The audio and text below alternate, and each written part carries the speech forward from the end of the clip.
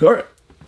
Turbo bulking. What's going on, guys? Brandon Hudden here. Hope you're having a great day. It's currently 8 p.m. at night. I'm about to go for a walk and get some more steps in. I've only got 6k today and we have about 6k more. So I'm going to be on an hour walk before we go to bed this evening, before the next meal. We are currently on prep. How many days out? It's a mystery because I have been filming the dieting series, which is going to come like just after this. The reason I thought this would be a great video to do is because basically we are coming off the back of a turbo bulk and I wanted to kind of talk about the recap of it, why we did it, if it's stupid to do, if it's beneficial to do. There is a lot to talk about when it comes to this topic. Why would you do it? Why would you put yourself seemingly further back from a condition standpoint when obviously the main goal of a diet is to become as shredded as possible? Why would you put yourself from a body fat percentage like further back? And I feel like it all comes down to the definition of what you define to be a turbo bulk. Some may consider this to be, let's just say, 4 to 6 weeks of literally eating whatever you want. This could be considered as a dirty bulk, you know, having your planned meals but then also eating the food that you want to eat, like burgers, pizza. You can do that,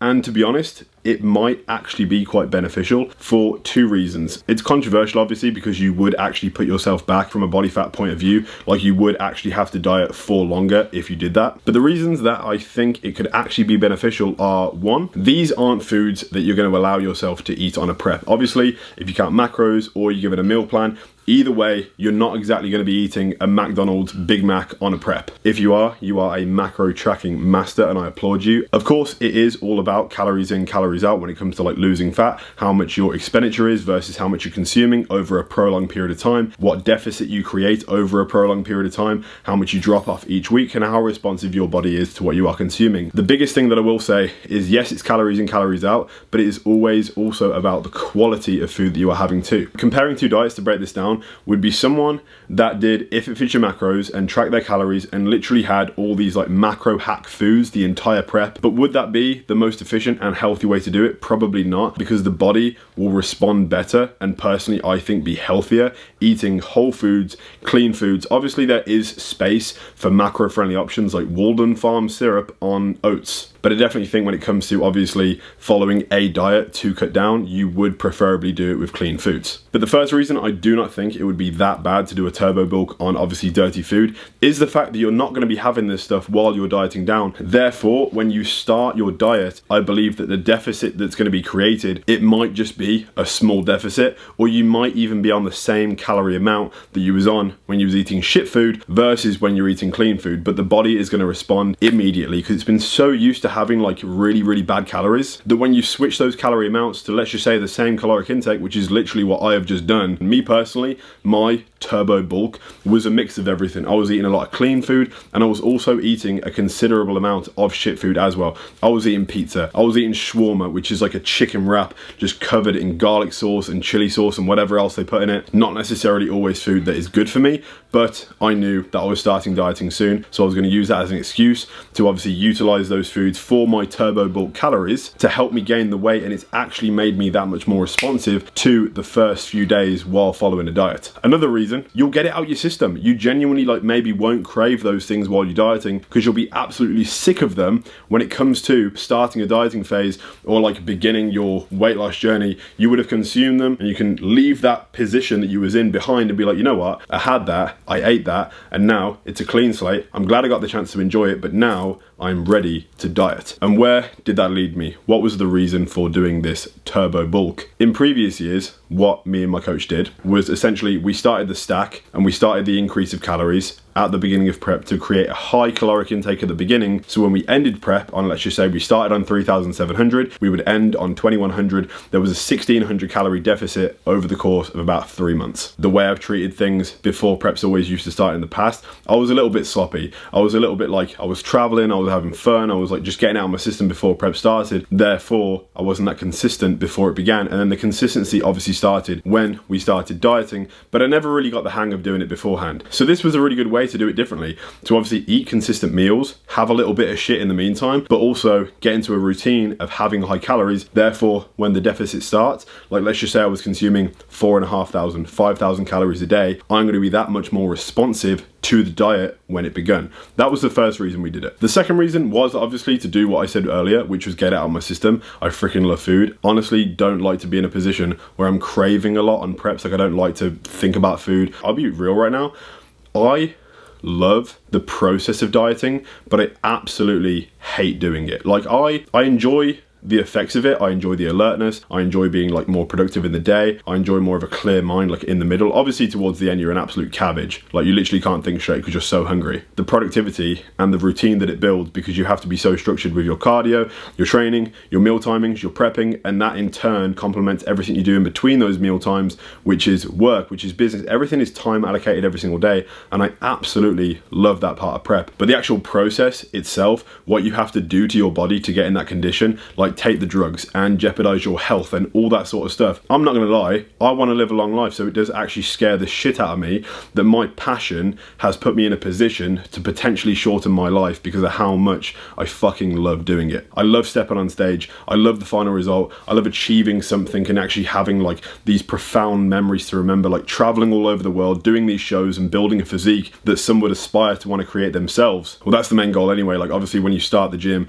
you have all these screenshots on your phone, you have all these pictures, you watch motivational videos on YouTube, and those are the people that you want to become. And the goal is to become those people so you can be that for other people in the future. The downside effect of that is the fact that all these people that you follow, they take drugs. They're not natural. Some are obviously natural. There's some incredible natural physiques out there in the world, and I hope that people aspire to be like that, obviously instead. But the obvious side is most people that take anabolics and diet on that sort of thing will actually look better, bigger, more freaky, more full, which is exactly why there has never ever been a natural Mr. Olympia probably ever before. Maybe back in the day when everyone claimed to be natural, but now it's sort of like a trend to not claim natural, to make TikTok series on taking tren and all that bullshit. So now everyone's super open about it because everyone thinks they're going to gain a bunch of followers from it because everyone's going to respect that person.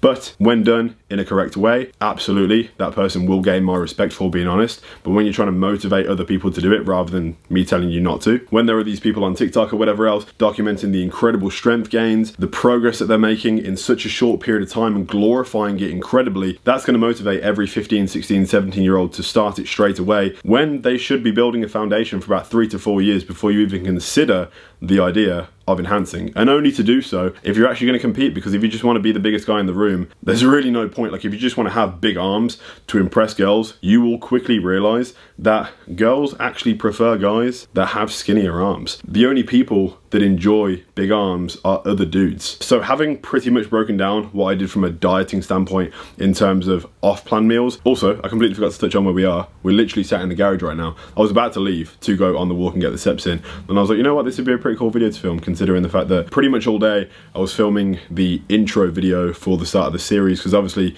we are on prep now, and I've been filming like all the beginning days of the journey from like day one onwards. But before those can be posted, we need to finish filming the intro video, which is basically going to be like a cool recap of the mindset towards starting prep, just like a really cool starting point and the reason for it, and it being the pro debut prep. I wanted to make a cool video that was going to start off at the beginning of that, so the prep videos can just start in good fashion. And in the meantime, I can't not post on YouTube, because I'm trying to post now every Monday, Wednesday and Friday. And considering the fact that the intro video hasn't been done yet, we're here talking about the meaning for a turbo bulk. And also there's the package here, because I'm about to unbox this in a second, because I've ordered some shoes that I would consider to be good shoes to walk in and do copious amounts of cardio in, because I currently walk in Ultra Boost and they are very old, and the sponge and just like they're kind of just falling apart, to be fair. So I wanted to get some shoes that would serve the purpose. That I'm going to unbox in a second. I just left the package there for the whole start of the video, so apologies if it was distracting. When it comes to an anabolic standpoint, to summarize, what we started was obviously growth hormone,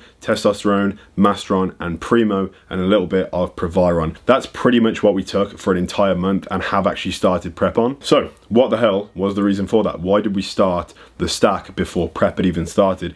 And to sum it up, it's for longer exposure. The prep is only going to be 13 weeks in total, and total exposure on the stack, including the turbo bulk, is going to be 17 weeks, which, considering it's such a short prep, isn't actually that much time, even considering the turbo bulk into the mix. We always grow a considerable amount at the beginning, so also having a turbo bulk on top of that, we have grown essentially a lot more, and the scale has gone up a lot. We've essentially gained 13 to 14 pound since the beginning, and it was because of the fact that I was on TRT for about 14 weeks in total. When it comes to trying to develop like a pro physique and be be like, you know, as big as you can be, because I'm going to be against some pretty big boys now. I actually do want to try and live a long life after bodybuilding when it's all over. So I don't want to spend the majority of my year just absolutely blasting. If I was to do that, I'd probably be a considerable amount bigger now. You've obviously seen what happens when people take a considerable amount for a long time, very young. Like RIP Dallas McCarver, he passed away I think at 24, 25. Dallas McCarver was absolutely massive. Could have been potentially one of the top Olympians in the world. But he passed away obviously because he was taking a lot of stuff. Another person right now who's taken a lot of stuff well, I don't actually know if he is.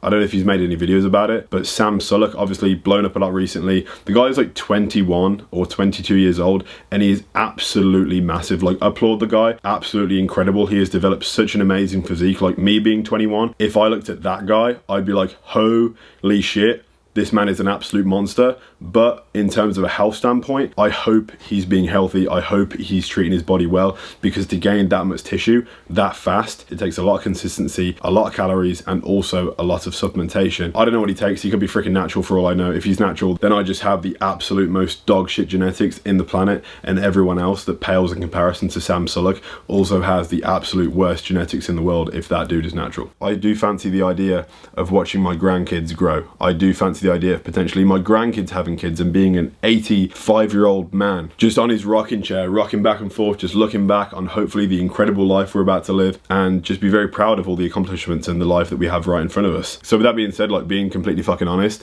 I have held back a little bit when it comes to obviously the anabolic side of things. It made me laugh like a few years ago when people like would review or talk about like my stack videos being like, he's taken so much, he's taken all, like, he's not going to last long, this guy's going to pass away very soon. And if you knew what some of these guys took, you would absolutely be laughing, or you'd be shitting yourself to know the true capacity that the human body can actually take when it comes to the true dosages that it can go up to. Overall, the reason that the turbo bulk was implemented, so we can have a little bit longer on the stack to put the body in a better position to be a little bit bigger, a little bit fuller, in our case 13-pound fuller before we start prep, because my last diet started at 240 or 242 pound. This year the peak weight was 255, but we started on 252.5 pounds. So we gained about 10 pound within that 1 year of like the end of the off season. Did I think it was a good idea? For me, yes.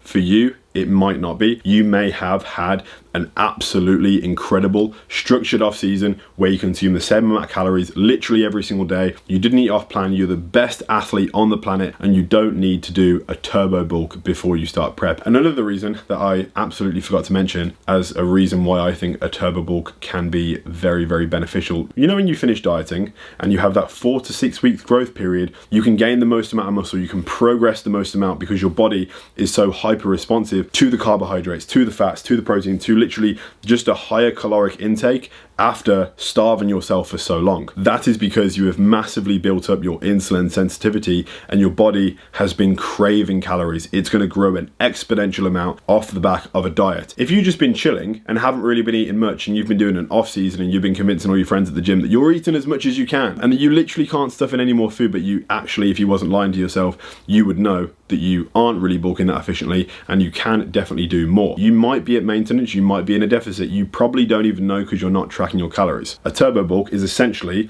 a blast of a high caloric intake emulating a post-show or post-prep, but a very minute amount, therefore drastically benefiting from your insulin sensitivity, having not eaten that much for that long. And you get to do it in a short period of time, which is why obviously it's better not to bulk for like 2, 3 or 4 years in my opinion, because you're only going to progress slower, faster, which is why that mini cuts and cleanup phases and all these sort of things are very popular between coaches, because if you've been trying to gain weight for a long period of time, let's just say 4 to 5 months, and the progress is drastically slowing, you'll run a cleanup phase, you'll do 4 to 6 weeks on lower calories, and what's that to do? Build up your insulin sensitivity again, therefore making you more hyper responsive. And that was pretty much the position that I was in when I started eating more calories. So when I started eating those more calories, I believe my body held onto them very efficiently, paired with anabolics, paired with some good quality freaking growth hormone, obviously a lot of fluid, obviously a tiny little bit of body fat based on the fact that I was having a few cheat meals. Evidently, I feel absolutely incredible. I feel it's a great place to start a prep in, and now we are a few days in. I can already see a massive difference, and I am already, even on 4,000 calories, absolutely fucking starving. We're gonna open this package. I want to show you the shoes that I got.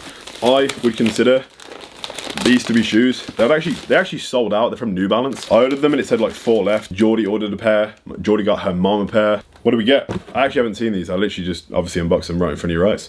So, I'll tell you what they are first. They are the New Balance 9060 Sea Salt White or Concrete or whatever you call it. And they are, as I said, the Sea Salt White. Pretty chunky when it comes to the heel because there's this fat heel right there, as you can see. These are the reasons why I would consider them to be really good for cardio and a step up from the Ultra Boost that I have right now, just based on the fact that my Achilles heel literally burns because it's kind of weak because it has to stabilize the shoe based on the fact that you are literally walking on a sponge. But these, on the other hand, are very stable. Geordie has said nothing but incredible things because she actually had her pair for the past week, and I was like, you know what, give me a bit of that. I would consider New Balance to be a very well made, high quality shoe. So this is that's the side, that's the back, and the front. Would you even consider this a running shoe? It's not really you wouldn't really run in this. It's a little bit too heavy to run. I would consider like running shoes to be like super lightweight so you can just like glide through the air. These I would consider to be very good walking shoes, and they literally only cost me 190 Canadian dollars, so 130 pound. A brand new pair of Ultra Boost is 200 pound. I'll give my feedback, potentially get some yourself if you want to, if you obviously like the look of them. That is it for the video. I really hope you enjoyed it. If you did and found it helpful at all, or if you just enjoyed watching, please drop a like, turn on post notifications, subscribe if you haven't already, because it really helps the channel grow. And I'm about to slap these on, get in 6,000 steps, have my last meal, watch some Netflix, go to bed, and try and have a really good day tomorrow. With that, I hope you do too. I'll see you in the next video. Peace.